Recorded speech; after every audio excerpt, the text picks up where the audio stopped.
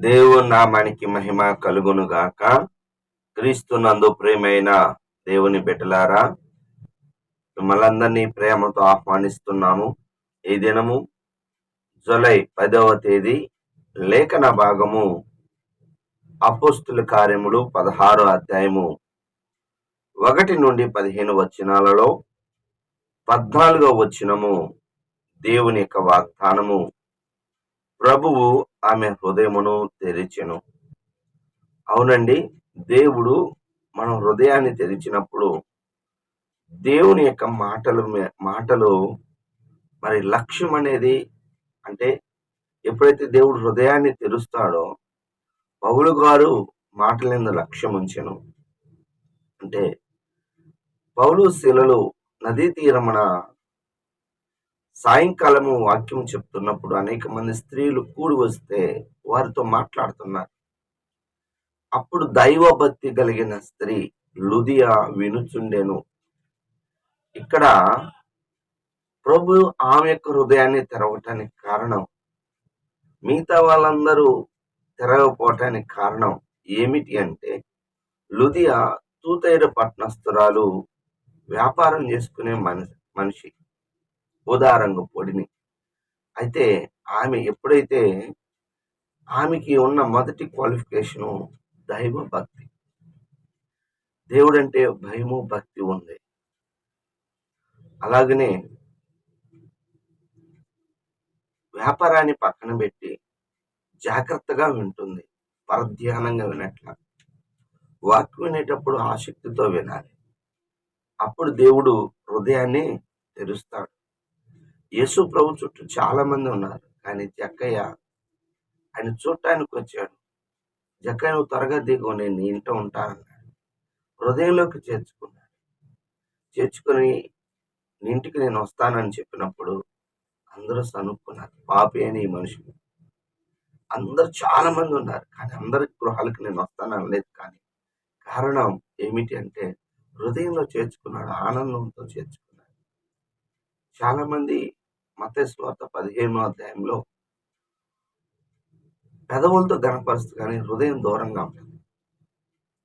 హృదయముతో మనస్ఫూర్తిగా హృదయపూర్వకంగా నీ దేవుడైన యెహోవాని ప్రేమించు. కనుక భక్తి ఉంటే, దైవ భక్తి ఉన్నప్పుడు, జాగ్రత్తగా వింటున్నప్పుడు మన హృదయాన్ని తెరుస్తాడు. మన హృదయంలోకి ప్రభు వస్తాడు. అప్పుడు మనకు ఆనందం, సంతోషం. ఒప్పుకోవలసిన పాపాన్ని మనం చూసినట్లయితే 6వ వచనము, ఆసియాలో వాక్యం చెప్పకూడదని పరిశుద్ధాత్మ దేవుడు ఆటంకపరిచాడు. ప్రభువుకి తెలుసు ఇక్కడ ఏం జరుగుతుందో, మరొక చోట ఏం జరుగుతుందో. తన యొక్క ఆలోచన, అపొస్తలుడైన పౌలు గారి ఆలోచన, ఆసియాలో అయితే అనేక మందిని పట్టుకోవచ్చు, యేసయ్యకి సొంతం చేయొచ్చు అనుకున్నాడు. కానీ దేవుడికి తెలుసు అనమాట, ఇక్కడ కాదు, నువ్వు మాస్తోనియాలో తెలియచేయాలి. ఒక్కోసారి ప్రభు వద్దు అంటాడు. గమనించండి, మోషే గారు కానానుకి మరి ప్రయాణం చేసేటప్పుడు ఆ ప్రయాణాలలో మరి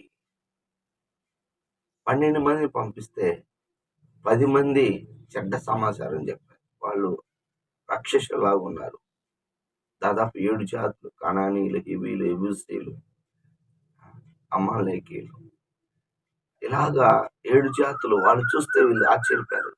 అయితే ఆ పట్టణం, కనాను పట్టణం బలమైన పట్టణం, పాలు తేనెలు ప్రవహించే పట్టణం. అయితే మనం వెళ్ళలేము అన్నారు. కానీ యెహోషువ, కాలేబు అయితే మనం దేవుడు ఇస్తాడు. ఎర్ర సముద్రాన్ని పాలు చేస్తున్న దేవుడు, ఆకాశం నుంచి ఆహారం కురిపిస్తున్న దేవుడు మనకెందుకు ఇవ్వడు? చూడండి, ఇద్దరు మాత్రం విశ్వాసం ఉంచారు, 10 మంది మాత్రం చెడ్డ సమాచారం ఇచ్చారు. అందువలనే వాళ్ళ మీదకి తెగులు వచ్చిందని సంఖ్యాకాండము 14వ అధ్యాయంలో రాబడి. ఆ తెగులు వచ్చిన తర్వాత మోషే గారి దగ్గరకు వచ్చి, మేము పాపం చేశాము, వెళ్ళమని చెప్పాం కదా, ఇప్పుడు ఆ పట్టణానికి వెళ్తామన్న. మీరు వెళ్ళొద్దు. దేవుడు వెళ్ళమన్నప్పుడు దేవుడు ఉంటాడు, వద్దు అన్నప్పుడు ఆయన ఉండడు. మీరు వెళ్ళొద్దు, ఆయన మీ మధ్య లేడు, ఆ కొండ ప్రాంతంలో మీరు వెళ్ళమన్నప్పుడు వెళ్ళలేదు. కానీ ఇప్పుడు వెళ్తామంటే వాళ్ళు మూర్ఖించి వెళ్ళినందుకు 42 వచనం, యెహోవా మీ మధ్య లేడు. ఆ సమయంలో అమాలేకీయులు, మోయాబీలు గమనించండి, కొట్టి హుర్మ వరకు తరిమేశారు ఇజ్రాయెల్. దేవుడు ఉంటే, దేవుడు వెళ్ళమంటే దేవుడు ఉంటాడు, వద్దన్న దగ్గర దేవుడు ఉన్నాడు. కాబట్టి మూర్ఖత్వంతో వెళ్ళవద్దు, మూర్ఖుడిగా ప్రవర్తించవద్దు, మూర్ఖురాలుగా ఉండవద్దు. దయచేసి అలాగ మూర్ఖత్వంతో ఉండి వారు చాలా ఇబ్బందులు పాలయ్యారు. సువార్త కూడా జ్ఞానంగా చెప్పాలి. ఎలాగంటే కొత్తగా ఒక బార్బరు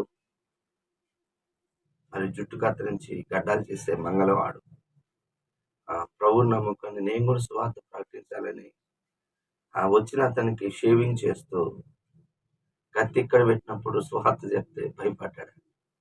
అలా చెప్పకూడదు. సమయ సందర్భం ప్రార్థన పూర్వకంగా మనం చెప్పాలి. చివరికి ఆజ్ఞ 4వ వచనం, అపోస్తులు పెద్దలు నిర్ణయించిన విధులు గైకొనుటకు వాటిని వారికి అప్పచెప్పారు.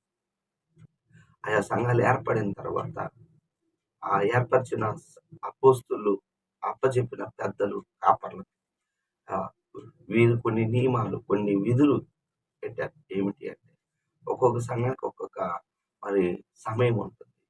ఆరాధన సమయం కొంతమంది 10 గంటలకు, కొంతమందికి 9 గంటలకి, కొంతమందికి 11 గంటలకి. మీ మందిరాల్లో మీరు వెళ్తున్న మందిరం సమయంలోనికి మీరు వెళ్ళాలి.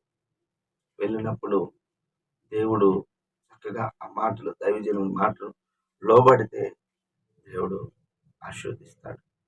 కొంతమంది మీ దేవుడి మాటకే లోబడతామంట.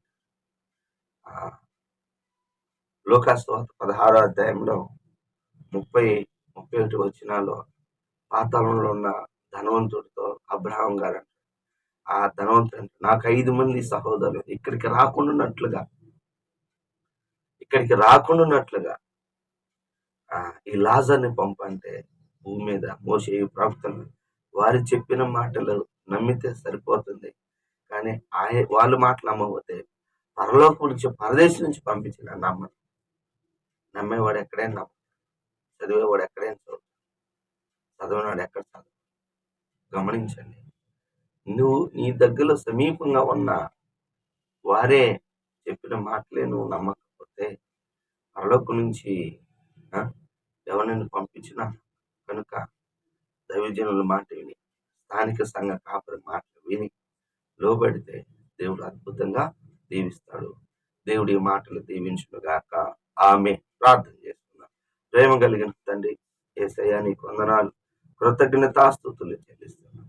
ఈ దినం నాయన అదే కాలంలో నీ కృప చూపించు నాయన. మీకు వందనాలు, స్తోత్రాలు. మీరు మాకు తోడుగా ఉండే దేవుడి ప్రభువా, నీకు స్తుతులు, స్తోత్రాలు. హృదయాన్ని తెరిచినట్లు ప్రతి బిడ్డ యొక్క హృదయాన్ని తెరవండి నాయనా. మీరు వెళ్ళమన్నప్పుడే వెళ్ళాలి, వెళ్ళకూడదు అన్నప్పుడు వెళ్ళకూడదు. అలాగే మేము ఉన్నట్లుగాను, అలాగే దైవ సేవకులు నియమించిన విధులను మేము పాటించే వాళ్ళని దయచేయమని నీ కృప అనుగ్రహించి బలపరచమని మనం తెచ్చుకోమని నేటి దిన యొక్క తండ్రి ఆశీర్వాదం ప్రతి బిడ్డకు అనుకోవచ్చు. మరి ఏ అవసరం తక్కువలో ఉన్న అవసరాలు తీర్చమని యేసునామములో ప్రార్థిస్తున్నాను తండ్రి. యొక్క ప్రేమ, కుమారుని యొక్క కృప, పరిశుద్ధాత్మ సదాకాలం మనందరూ తోడుగా ఉండును గాక. ఆమేన్. హల్లెలూయా.